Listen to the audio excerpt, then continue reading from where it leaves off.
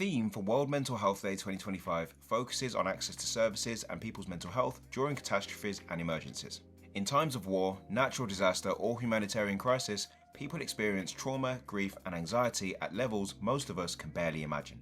And just to be clear, I don't work in conflict zones or disaster response. My world, and that of most of you watching, centers around HR, well-being, and organizational culture. That being said, even outside of catastrophes, and especially in the workplace, access to mental health support is often unequal, inconsistent, and sometimes completely absent. In many ways, the psychological challenges a person faces when navigating a personal crisis in the workplace are mirrored, in an extreme way, by those dealing with much bigger problems around the world. Let us first consider the scale of the challenge.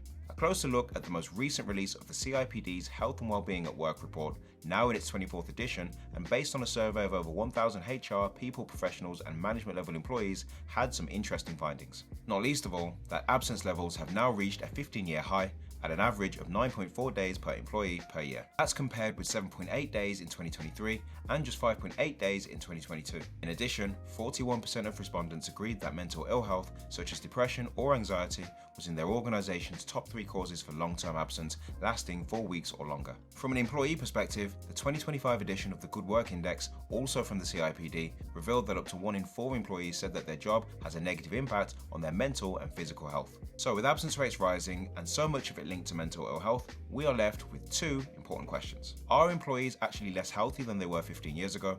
And do organizations need to manage absence more effectively? On the surface, the answers to both of these questions are a resounding yes. But the real story is more complex, and it's important that we take into account the wider underlying factors that can affect health and well-being at work. For example, chronic health conditions and disabilities can develop at any age, but are more commonly seen among older workers, which means that people staying in work longer may be more likely to experience them during their working lives. Case in point, throughout 2023, more than 8 million people aged 16 to 64 reported a long-term health condition that limited the type or amount of work they could do. All of this is compounded by the fact that organizational approaches to mental health and well-being vary significantly based on size and sector. For example, large organizations, those with over 1,000 employees, are 3 times more likely to have a standalone well-being strategy, which stands in stark contrast to small employers and those with shift workers, typically in lower paid roles, who often have the least access to support. When I spoke with Bertrand Stern-Gillett, CEO of Health Assured, on the question of access equity, he put it like this: employee assistance programs are a no-brainer. They're affordable, scalable, and they make support accessible before issues spiral. He also said that it's not fair that smaller organizations or shift workers should have fewer access points to mental health support. Barriers like this mean that small problems have the potential to become serious crisis. And it's a similar dynamic we see in times of emergency. When access isn't there, minor issues can escalate and cause major distress. So whether it's an EAP in the workplace or psychological support in a refugee camp, the point here is that early intervention prevents long-term harm. That being said, access isn't just about services, it's also about leadership. For example, we know that job satisfaction drops by as much as 20% in organizations where leaders aren't visibly committed to mental health and well-being. As Chris Cummings, CEO of Wellbeing at Work World, put it, well-being has to be woven into business strategy, part of the DNA and a cultural foundation stone from onboarding to exit.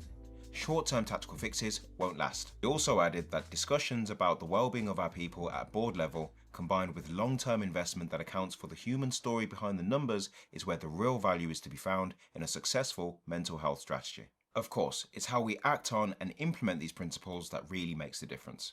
Remember, 37% of workplaces admit they're still reactive, firefighting their approach to employee well-being. Now, away from the organizational picture, you might be wondering what this means for us as individuals. A recent experience of mine really got me thinking. For example, this picture was taken on the 27th of September and it represents a personal triumph over uncertainty, reoccurring injuries, and several changes in circumstance over the past year.